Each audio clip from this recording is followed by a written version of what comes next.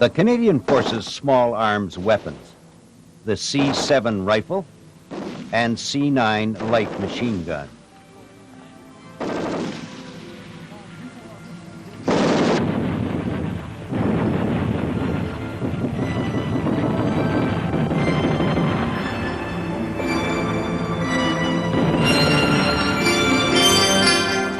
Firing 5.56 NATO ammunition. The C-77 ball cartridge. Length, 56.4 millimeters. Weight, 11.8 grams. The cartridge is made up of a primer containing a priming mixture and a tapered cartridge case containing the propellant charge. The lip of the case is crimped into the cannelure to grip the bullet.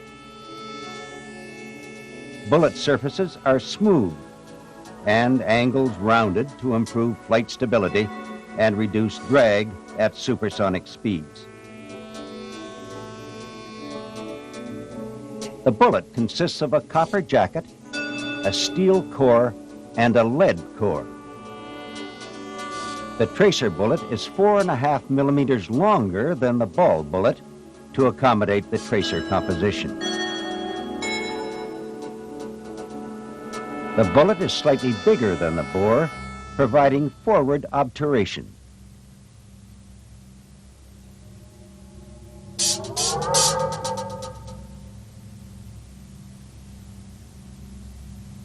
When the hammer strikes the firing pin, the priming mixture is crushed against the anvil and explodes.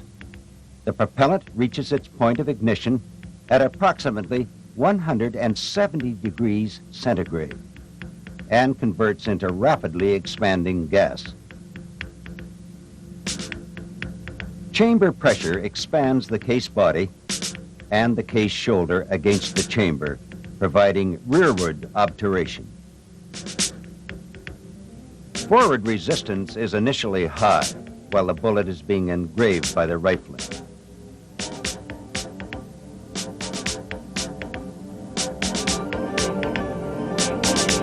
The bullet reaches a velocity of 920 meters per second and is spinning at 5,200 revolutions per second by the time it exits from the muzzle.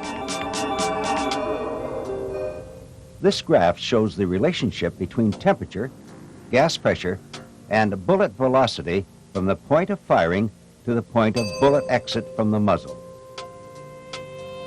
At the point of firing, the temperature begins to rise. As the temperature climbs, gas pressure rises sharply, leveling off slightly as the cartridge case expands.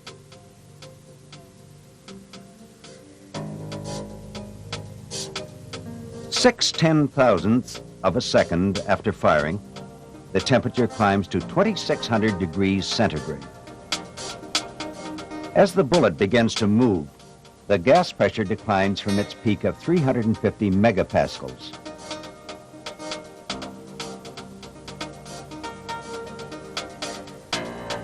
The gas pressure continues to decline as the bullet increases to maximum velocity.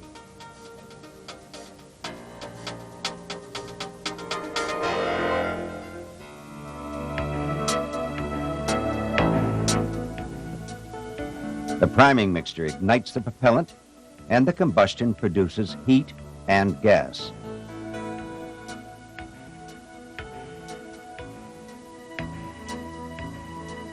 The pressure levels off briefly, while the cartridge case expands, providing rearward obturation.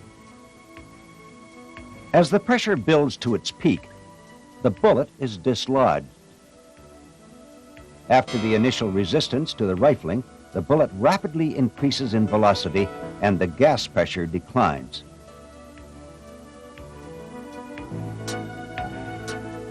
The system is designed to deliver enough gas pressure back to the breech to operate the action.